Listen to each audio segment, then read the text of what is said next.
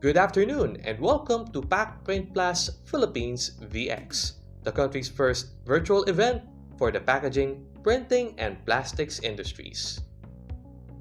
Before we proceed, let us be reminded of the following house rules. There will be a Q&A portion at the end of the presentation. You may ask your questions using the chat box and send your questions to all panelists. It's possible that not all questions will be answered live, but we will email the list of questions and answers to all attendees after the webinar. To start the program, let us have for the welcome remarks the Executive Director of the Philippine Center for Print Excellence Foundation Incorporated. Ladies and gentlemen, a warm round of applause please for Mr. Rolando Rocha.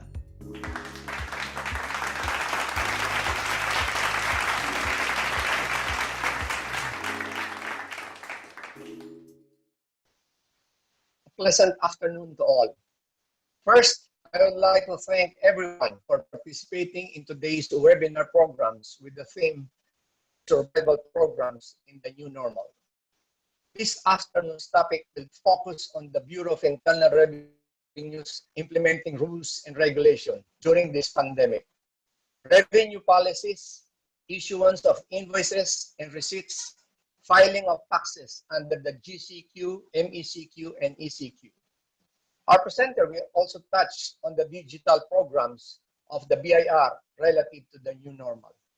I'm sure all of us will benefit from this presentation and will somehow find the answers to questions that have been bothering us since this lockdown started last March 15th.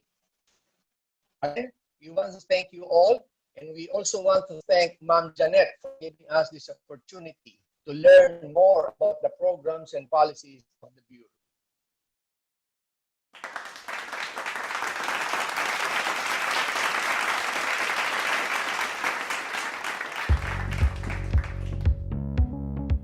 Thank you very much, Mr. Rolando Rocha. Our speaker for this session will talk about BIR's compliance updates during the pandemic. With us is the Director of the Client Support Service of the Bureau of Internal Revenue. Let us welcome to the virtual stage Ms. Janet Cruz.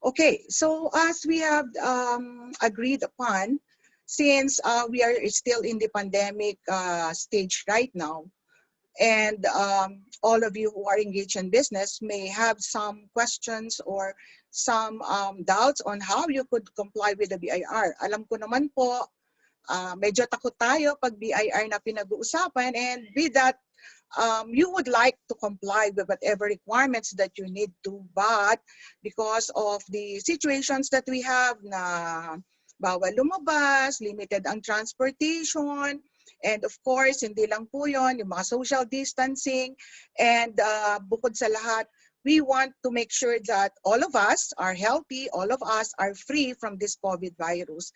The BIR came up with revenue issuances that would help you comply, but at the same time, hindi naman po nasa-sacrifice yung collection that needs to be raised by BIR, considering that BIR is the #1 revenue raiser of the government. And right now, because of our situation, kailangan po ng koleksyon na manggagaling po sa inyong mga tulong. So let me just show you some of these issuances that we had. For some of you, maybe naka-avail na po nito, but for some who have not, let's see, baka po sakali makatulong sa inyo ito to improve your compliance. Okay, first, as taxpayers engaged in business, you are all required, of course, to register, but after registration and having your business operation, you need to file tax return and accordingly pay taxes that may be due thereon. At the same time, there are reports that needs to be submitted to the BIR on a regular basis. But because of what transpired since March up to now, medyo lumuwag lang ng bahagya, no? it actually is not an excuse for us, no, and for you in the business not to comply with this particular requirement. Sabi ko nga kanina, ang role ng BIR is to collect. And that particular role, hindi po natin po pwedeng basta masacrifice considering that kailangan po ng pondo ng ating gobyerno to support and fund whatever projects and programs that we have now in relation to not only po dun sa mga infrastructure projects, social projects natin, mga social services, but also on the health po natin. Okay, so ano po ang ginawa ng BIR with regard to your filing of returns and payment? Lahat po ng mga returns that are supposed to be due during the period po natin ng nasa ECQ, MECQ, and then GCQ, bumalik po tayo sa MECQ, are all extended. There were deadlines that are supposed to be were due, no, during those period na dapat po na i-file, and accordingly nagbayad po tayo ng taxes. Ang nangyari po doon, in-extend natin. We issued several revenue regulation starting from RR 10 2020. Then we have extended it until RR 12-2020. Hindi ko po i-discuss sa inyo ang laman niyan dahil napakarami po. Halos lahat ng tax returns po na nandiyan, including the deadlines for the payments, ay na-extend po. So what you could actually do is look into din po these issuances and find out ano po yung mga returns that you may have not filed or nagka-problema kayo sa filing because of the extension, baka po hindi aware, then you may see these particular issuances. Also, with regard to submission of reports. So let's say, for example, you have your alpha list, your summary list of sales and purchases. All of these were likewise extended under the revenue issuance that I have stated. Now, when you now file and pay, for those of you who are not in the electronic filing or using EBIR forms, you can pay manually. So anong ginawa po natin? You can file and pay in the RDOs, but not necessarily the RDO where you are registered. Take note, ang rule ng BIR, kung saan kayo registered, kung ano po yung nakakasakop, doon lang kayo dapat nagpa-file at nagbabayad. But because of the situation that we had, and we are having now, yan pong ating filing during this particular time, inauthorize na po, no? You can pay in any authorized agent bank of the BIR nearest your address. In other words, not necessarily in the RDOs where you are registered, but you may file and pay in any authorized agent bank that may be near your place para hindi nyo na kailangan mag-travel, less exposure po sa environment and possible na mga COVID virus that are in our atmosphere. Then, nagkaroon po kami ng electronic annual financial statement system, or we call EAFS. During the time, na-tiyempo po na yung filing ng ating annual income tax return for 2019 or taxable year 2019 was due on April 15, which happened to be within the period po ng ating mga lockdown. Some of the problems is may electronic filing ng forms, but there are attachment to these forms that needs to be looked into and submitted likewise. So what did the BIR do? The BIR actually have developed a system which we call the EAFS, and attachments to your income tax returns like financial statement, certificate of withholding taxes, and other required attachment to financial statement was allowed to be submitted electronically or online. So we issued the Revenue Memorandum Circular 49/2020 as further clarified under RMC 82-2020. So ito po yung ilan sa mga ginawa namin para makatulong po with regard to filing, tax payment, and submission of reports. Okay. We also have issued Revenue Memorandum Circular 47/2020. Ito naman pong RMC na to pertains po to another compliance requirement, and this is issuance of receipts or invoice. Okay, ano po ang nangyari dito? During the time ng ECQ, mayroon pong sumulat sa amin na Chamber of Business na mga international. So their business members in that particular organization, they find out that nahihirapan sila dun sa mga receipts and invoice. Bakit? Yung pong mga receipts and invoices po ng ibang establishments, ng ibang taxpayer, na lockdown din sa loob ng opisina. In which case, hindi po magamit, hindi ma-issuehan, maka-issue para po sa ating mga taxpayer. And take note, our policy under our regulation, for each transaction, sale transaction, dapat po mag-i-issue tayo ng corresponding receipt or invoice, whichever is applicable. Now, ano po ang nangyari dyan? No? Because of some establishments not being able to issue receipts, hindi lang po yun. Naka-issue man, hindi naman po maipadala doon sa kanilang customer. And the customer, kailangan nila yung receipts na yan for purposes also of taxation, for claim of deduction, for computation of withholding, so they can remit whatever amount po na withhold nila, hindi rin po nila magawa. So what we did was to issue that RMC 47/2020, and in that regard, business taxpayer may opt to use any of the following. So ito po yung po pwede ninyong gamitin so that you can issue the corresponding receipt or invoice on your sales transaction. Number one, we have BIR printed receipts and invoice. We issued this sometime in 2019.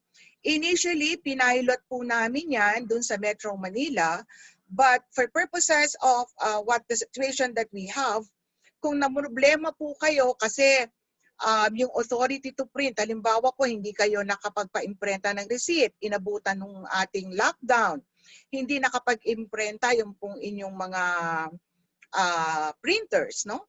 So what you can do is you can buy these BIR printed receipts in our RDOs.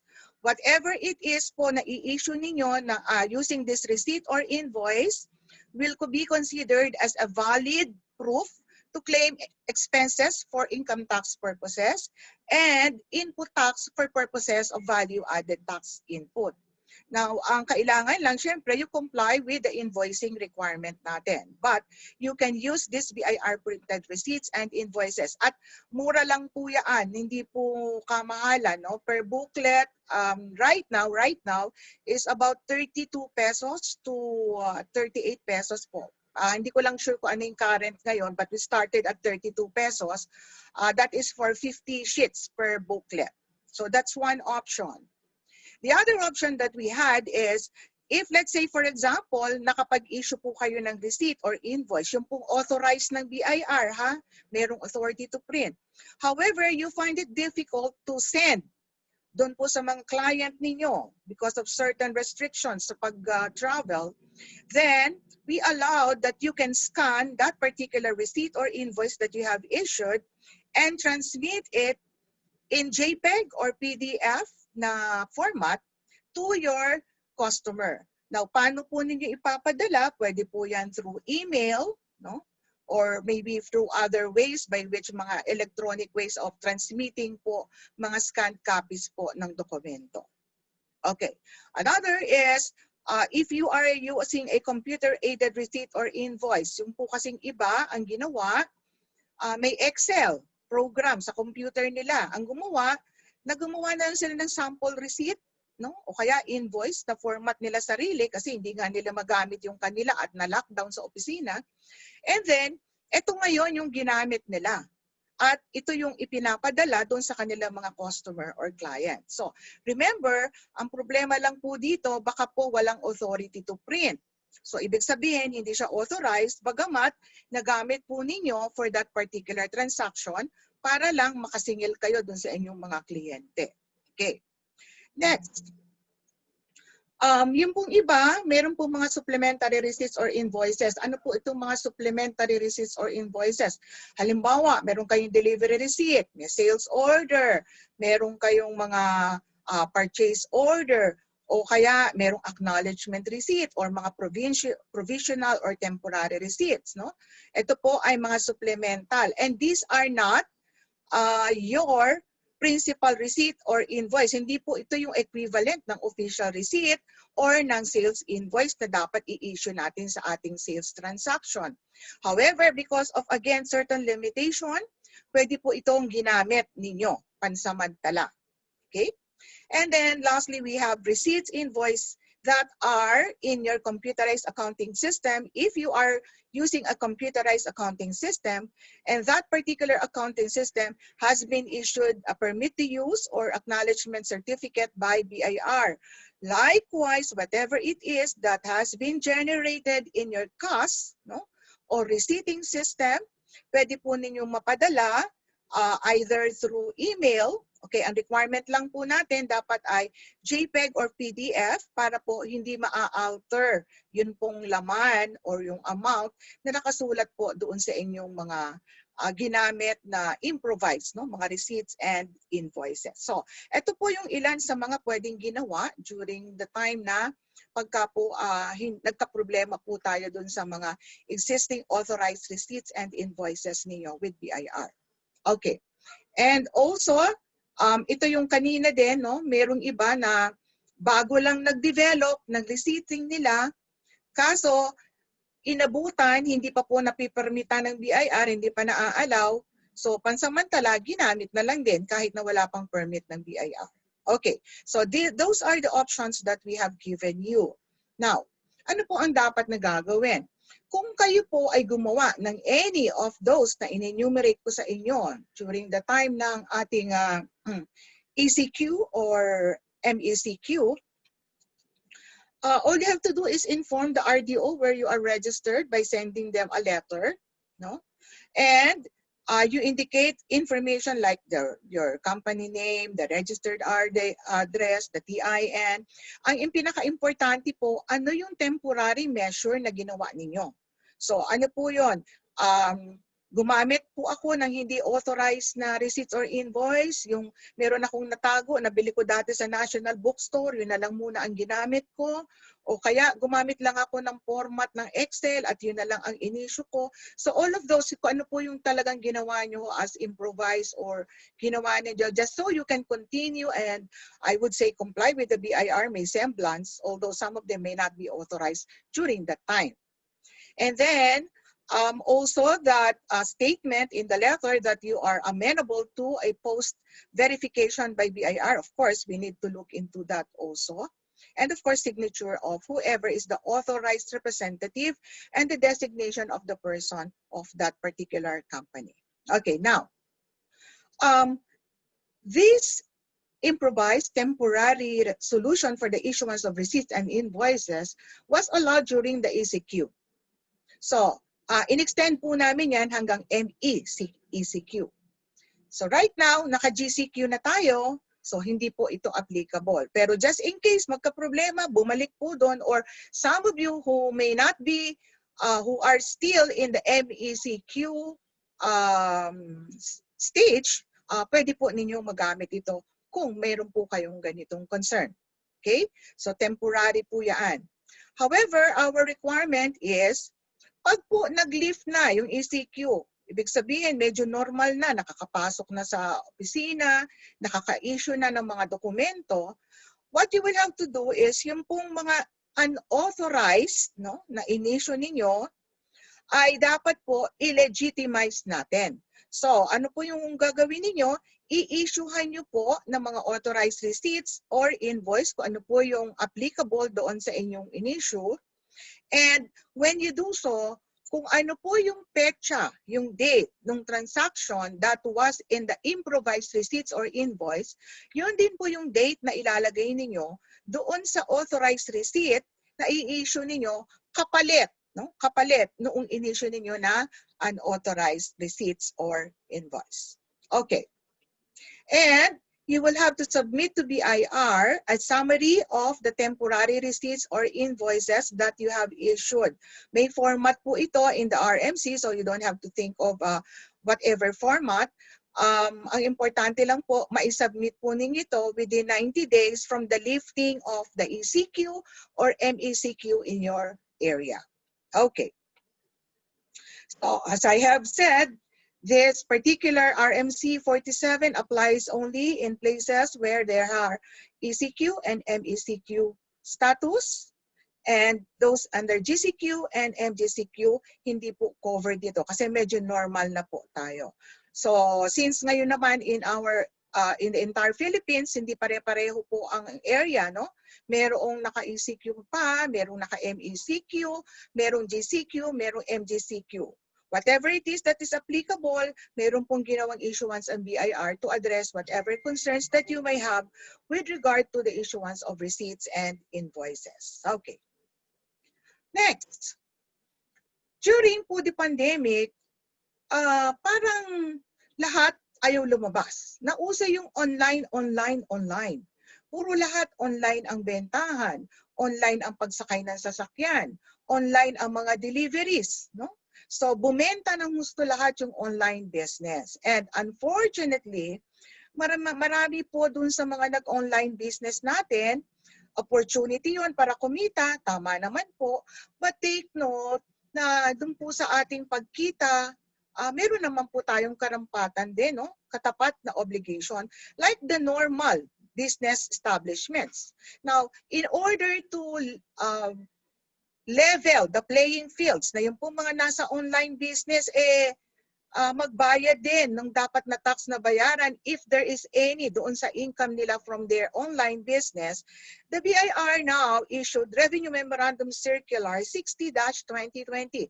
This particular issuance actually is just a reiteration of the BIR requirements for persons who are engaged in business.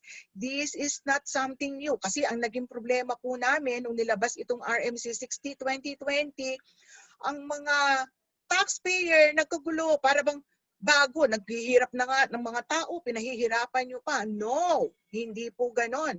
Ni-reiterate lang po kasi existing po itong mga policies na to pag nagnenegosyo kayo. And we want to level the playing field. Kung nagnegosyo ka, kumita ka, magbayad ka rin ng corresponding tax, which is your contribution for our country's development. And for our country to have its fund to fund po itong mga different projects natin ngayon. So, on the other hand, kumita ka, pero tumulong ka din doon sa mga kababayan natin by paying the correct tax. So, ano po itong RMC 60?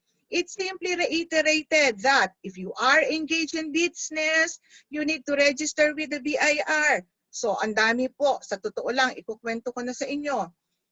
Under DTI, meron po silang record na kumuha sa kanila ng trade name, no? Business name sa DTI. Ang total, umabot na po sa 70,000. But records of BIR as of September shows only about 6,800, barely 7,000 po ang nakarehistro pa lang dito. So ang laki po ng disparity. Nasaan na po yung iba? Ano po ang nangyari? Kumikita naman po. So dapat kung kumita, magbayad din po ng karampatang tax. At the same time, there are also obligations. Apart from registration, you have to issue your invoice or receipt, which of course is a proof of the transaction, your sales transaction or receipt of your collection. You also have to maintain books of accounts. Pwede naman po simplified lang, no? As long as siyempre ito pong mga books of accounts na to will have to be authorized also or be registered with the BIR. And accordingly, kung meron po kayong mga tao na pinapasweldo at ito pong pinapasweldo ninyo ay hindi naman exempt from income taxation, you need to withhold yung corresponding tax on the income that you pay to these employees. Kung nag-upa naman po kayo ng pwesto, no?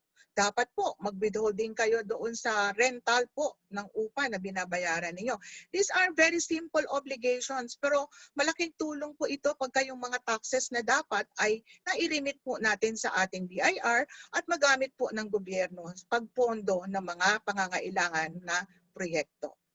And then of course, you have to file your tax return to declare yung mga income po. take note, kung wala naman po kayong income, wala namang tax babayaran, declaration lang po, no? At magbayad ng tax kung mayroong dapat bayaran. And that, of course, is leveling the playing field. Paying tax what is due for the income that you have gained. Okay, next.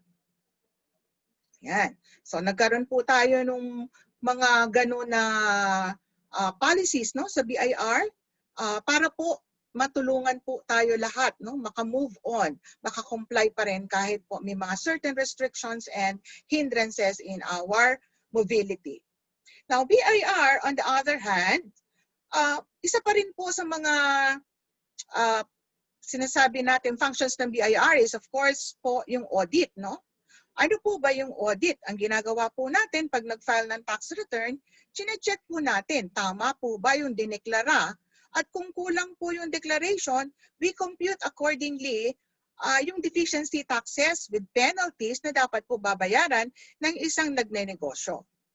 However, because of the pandemic, because of yung pong iba nating mga mamamayan, no? 'Di ba? Nagkakaroon ng mga ayuda, nagtutulungan po tayo, ang mga kapitbahay, binibigyan din po ng tulong, no? And then we donate also to certain foundation, to some non-government organizations, nag-donate po tayo. And some of us, tayo mismo, no, we made some basket of or bags of groceries na o rice na pinabibigay po natin sa mga kapitbahay at ilang pong mga nangangailangan. So, pagtulong po yan. However, on the other side, si BIR, meron din naman pong function, may responsibilidad, and that is to collect. Now, what we have did is we reconcile these two. We issued Revenue Regulations number 21-2020, and under this particular regulation, which we called Voluntary Assessment and Payment Program. Okay, Voluntary Assessment and Payment Program or VAP, which of course the term is voluntary. Hindi po kayo pipilitin, pero po pwede pong mag-avail para makatulong sa ating kapwa. Particularly, ito pong ating VAP covers taxable year 2018 and of course under certain conditions. Okay, now, ano po yung coverage ng ating VAP? Any taxpayer, whether you are natural individual or juridical person, or you may be estates or trust, lahat po kayo kung nagnenegosyo are liable to pay internal revenue taxes as we have said, no? And as such, ito pong particular taxes na to na dapat babayaran, in some cases, kung minsan may kulang po tayo, hindi natin na-deklara ng tama, or kung hindi man po na-deklara ng tama, minsan hindi po ninyo alam na yung mga accountants ninyo ang hindi po pala gumawa ng tama sa declarations po ninyo. And as a result of that, pwede po nagkaroon kayo ng exposure sa mga tax liabilities. So, in which case, you may avail of the VAP, no, under RR 21-2020, except po the following. Ito po yung mga hindi pwede mag-avail kahit gusto ninyo. Those taxpayers who has been issued a final assessment notice and that final assessment notice has been final and executory. Ibig sabihin po ito na audit kayo ng BIR and then nabigyan kayo ng pagkakataon to protest pero hindi po na husto yung proseso ninyo at nakarating po sa stage na na-issuean kayo ng final assessment notice at naging final and executory. In other words, even the protest natapos na po, hindi po kayo pwedeng sumali sa VAP na ating programa. Also, persons under investigation as a result of verified information filed through tax information. Ito po yung mga, mayroong mga informer, no? Meron kayong mga informer na pinagkanulo po kayo sa BIR. And as a result of that, meron po kayong mga cases ngayon sa BIR na papasok po under Section 282 of the Tax Code. Okay. Then, yung pong mga may pending cases po ng tax fraud, ito po is sometime nasa DOJ na po yung mga kaso na yan. No? Ito po yung mga na-found out ng BIR na mayroong mga under-declaration of more than 30%, yung pong mga hindi nagpa-file ng tax returns, no? Kasama po yan dyan sa mga nasa DOJ na cases natin. And then also those that have pending cases involving tax evasion and other criminal offenses, hindi rin po pwedeng mag-avail ng voluntary assessment project program of the BIR. Okay. Those who would want to avail of the VAP, okay, those who are qualified, can avail until December 31, 2020. So meron pa po tayong natitirang more than 2 months, no, for you to avail, not unless po it will be extended by our Secretary of Finance. Okay. Now, what will happen when you avail? There will be a certificate of availment that will be issued to you within 3 days from the time na na-approve po yung inyong application. That particular certificate of availment will be your proof that you have complied already with the requirements, and therefore you are entitled to the privilege granted under this particular VAP. Now, how much are you going to pay? Okay, ito po yung ating schedule, no?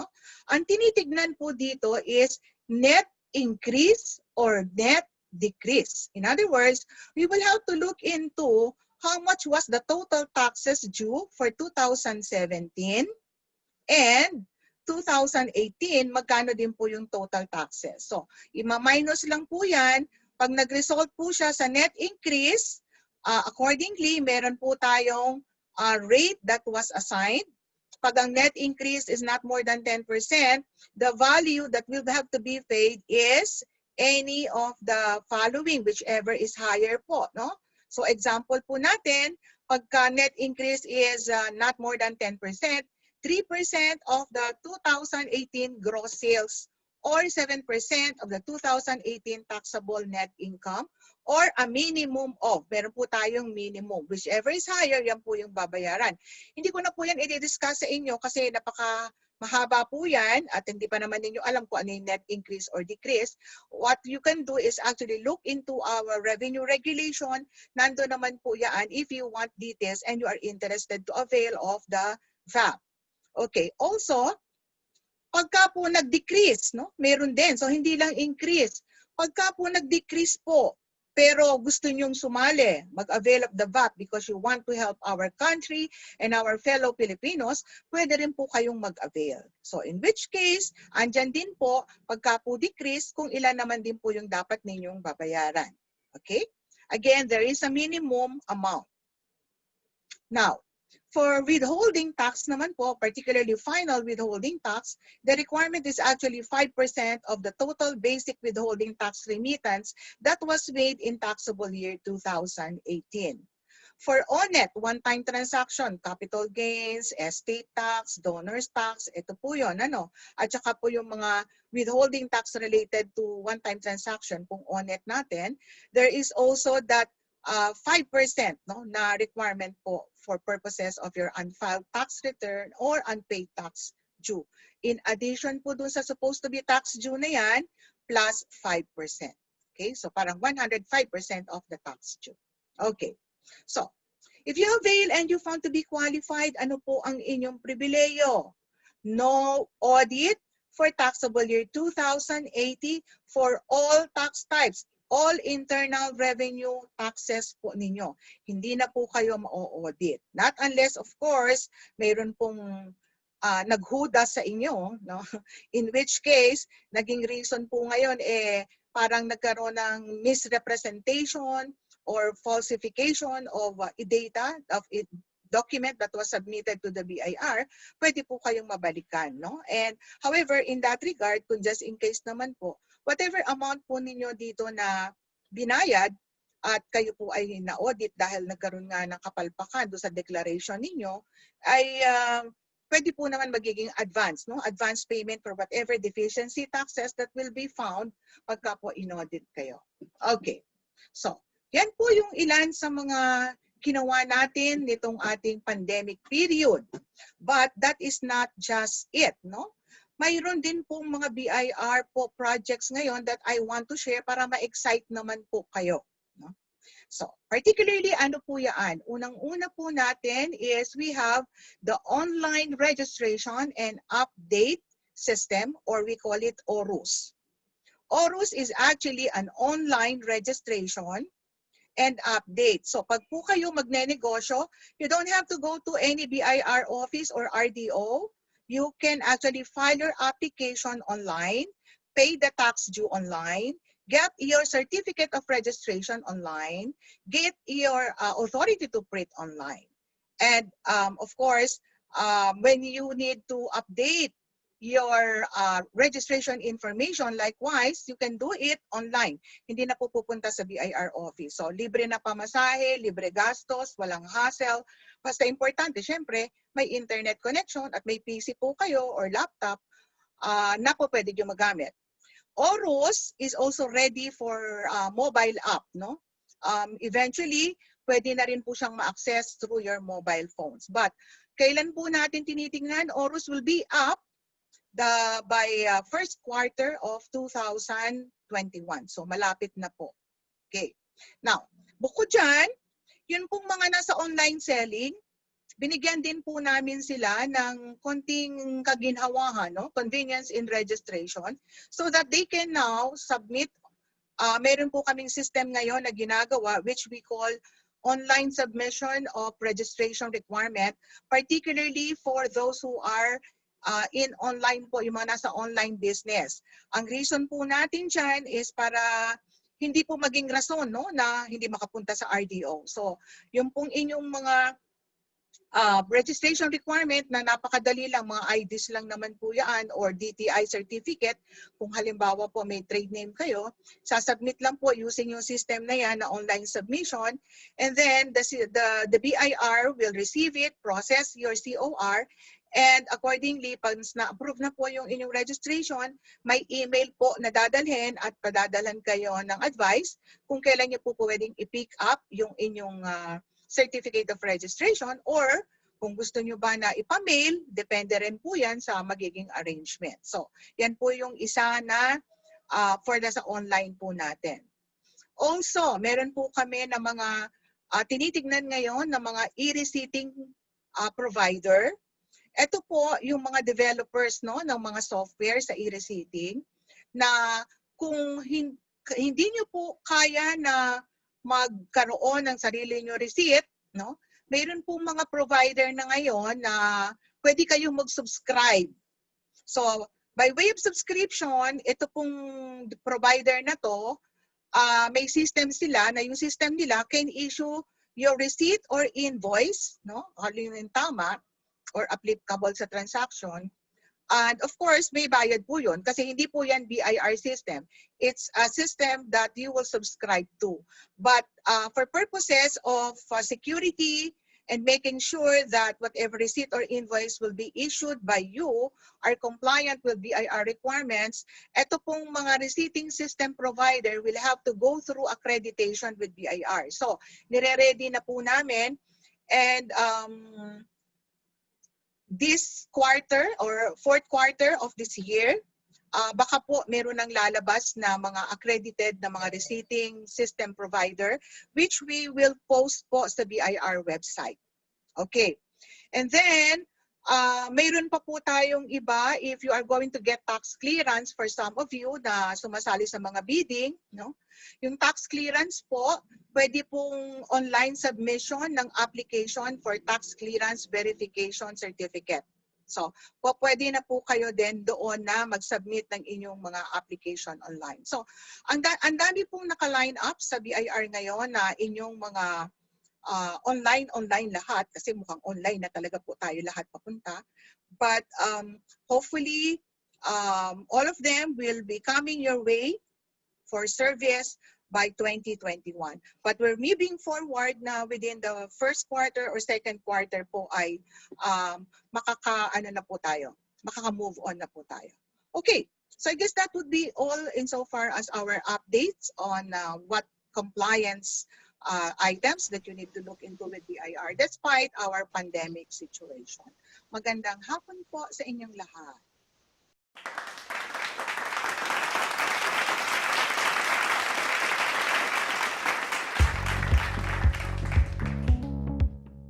Thank you very much, Ms. Janet Cruz. Kindly stay with us for the Q&A session. But before we proceed, here again are the house rules. There will be a Q&A portion at the end of the presentation. You may ask your questions using the chat box and send your questions to all panelists. It's possible that not all questions will be answered live, but we will email the list of questions and answers to all attendees after the webinar. We will now proceed with the Q&A session.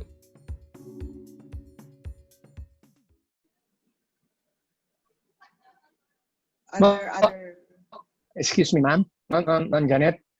Yes, I sir, think Oli. mas mabuti po siguro tignan niyo yung chat box, and then from there, you can choose yung mga questions nila rather than waiting for some participants to ask questions po. Can you read in the chat box, ma'am? Yes, sir. I read already. The first one is already from the chat box. Okay. Yeah. Can the government give us financial assistance to be able to move forward and recover our losses? Okay. Actually, meron pong issuance that was given by BIR for those who incurred losses. Yun pong net operating loss carryover or NOLCO.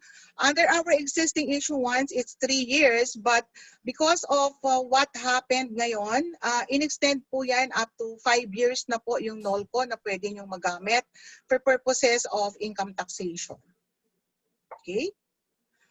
Does BIR host seminar to people who are starting online? Yes, they do, but I'm not familiar po kung anong RDO. But just in case, maybe if you can send email through contact_us@bir.gov.ph. And maybe you can lodge your question para po masagot kayo ng mga contact center agents po namin on what will be at upcoming information or info dissemination or seminar by our RDOs. Also, I would like to inform you pala also for the benefit of the group, the BIR is actually part of the Central Business Portal.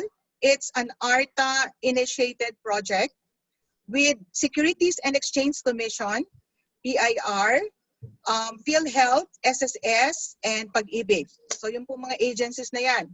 So if you are organizing a new corporation, you can actually register your corporation using the Central Business Portal. It's an online facility po, no? So from SEC registration po ng inyong corporation hanggang doon po sa registration ng employer ninyo with the 3 social agencies and even BIR kasama po yan.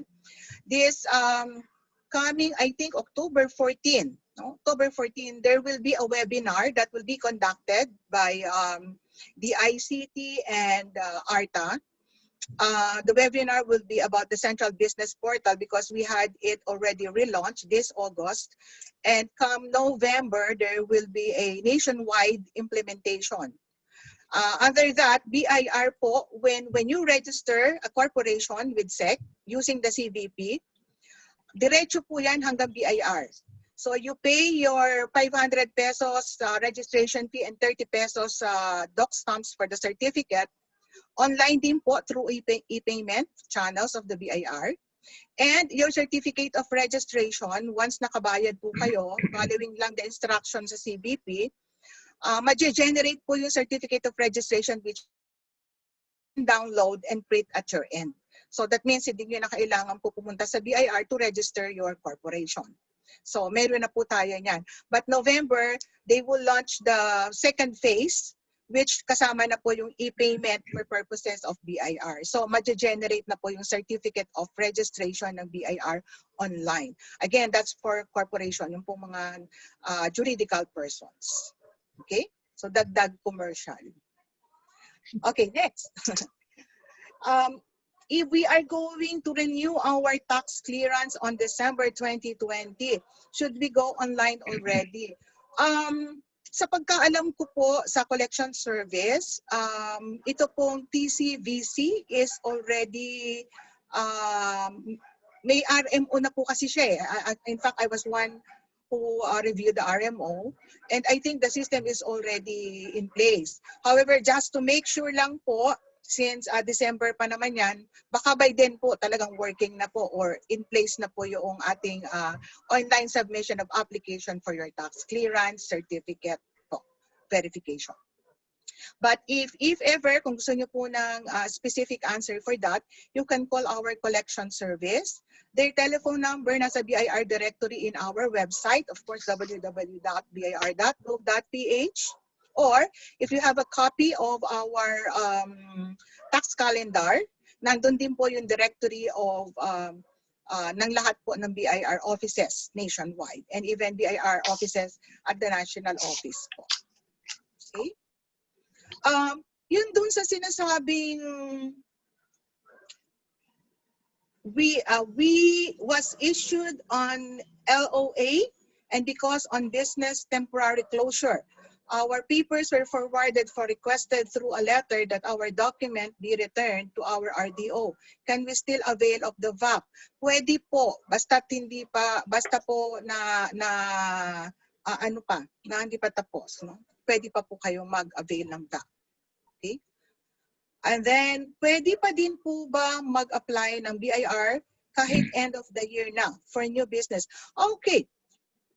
Kailan po ba dapat nagre-register? No? Let me just clarify that. Kasi if you intend to start your business December, ang requirement po kasi natin ng pagre-rehistro is before starting your business, in which case 30 days from the time na nag-register po kayo either DTI or SEC para po walang penalty.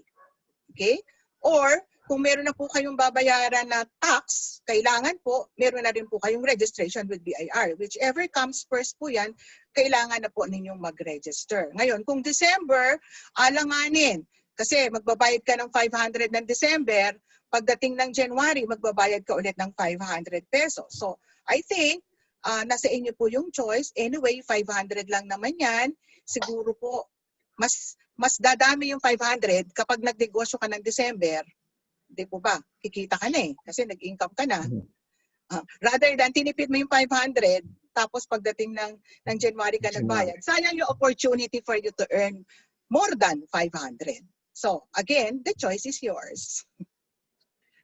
Okay, ano pa po ba yung ating hindi nabasa dyan na parang kumpleto naman na po, Sir Rolly, yung ating mga chat na basagot ko na po yung mga questions natin. Anyway, ma'am, if there will be some other questions, is it okay, ma'am, kung direct namin sa'yo uli? Of course, 1,000%. Pwede po. BIR is very much willing to give you information to improve your compliance with us. So, you know, mas maigi na po yung alam ninyo kung ano ang probisyon para nakakadesisyon doon po kayo ng tama. Rather than, at the end, in-assess ka, nag-penalty ka, umiiyak ka, tapos sasabihin mo, hindi ko po kasi alam, hindi po kasi sinabi sa amin. So, hindi po pagkasira o kababaan ng isang tao kung magtanong. Pwede po magtanong at higit sa lahat, libre po ang magtanong. We had our Customer Assistance Division. Again, pwede po kayo mag-email ng lahat po ng katanungan ninyo at lahat po yan ay sinasagot nila. Kung hindi kayang sagutin ng agent namin, binabato po yan sa proper office to respond to your questions. But definitely, we respond to your queries. So, contact_us at bir.gov.ph. Yan po yung po pwede nyo pong email whatever queries you have. Okay, Sir Ronnie. Okay, thank you so much, ma'am, for all those informative na binigay niyo sa amin. At saka, I think if there will be some other forum like this, ma'am, is it okay na to invite you again? Pwede naman po. Basta again, schedule lang po. Alam niyo po, itong ating ngayon trabaho na puro online, ang meetings po namin minsan, kaharap ko 3 meetings sabay-sabay. Actually, ngayon po I have meeting. I just have to leave for a while. For 1 hour for you. And then after this, I will have to return po doon sa meeting ko. It's another project. It's e-invoicing. No? Naman po to, electronic, and will be coming po ito by 2021 last quarter. So yung pong mga exporters, large taxpayers, and those who are engaged in online business, parating na po yung e-invoicing requirement under the train law. O yan, dagdag kaalaman po para sa inyo. Ma'am, paano po namin malalaman la? Can we download that, all those things, ma'am? Yung mga sinasabi niyo ngayon. Okay, yung revenue issuances that I mentioned in my PowerPoint presentations are all available at the BIR website. You just have to access revenue issuances. May number naman po doon, so madali pong ma-access yan. No problem po yung mga issuances. You can download it anytime. Okay. Again, ma'am, thank you so much for giving us this opportunity. Thank you po. Maraming pong salamat sa inyo, ma'am. Okay, ako din po magpapasalamat for the opportunity given to BIR. Of course, to speak to our participants who are our taxpayers. And again, last words na lang po, yung pong ating voluntary assessment program is hindi po ibig sabihin yan ay nagtago kayo o nandaya kayo. Ito po ay isang programa kung saan binibigyan po kayo na nagnenegosyo na tulungan po ang ating bansa, ang ating mga kababayan sa pamamagitan ng pagdadagdag ng inyo pong kabayaran sa taxes ninyo for 2018. Hindi po ibig sabihin po ay nanloloko kayo ng gobyerno pag nag-avail kayo. Ang ibig sabihin pag nag-avail kayo, bayani kayo ng Pilipinas. Kasi tinulungan nyo ang ating bayan, ang ating bansa at ang ating pong kapwa.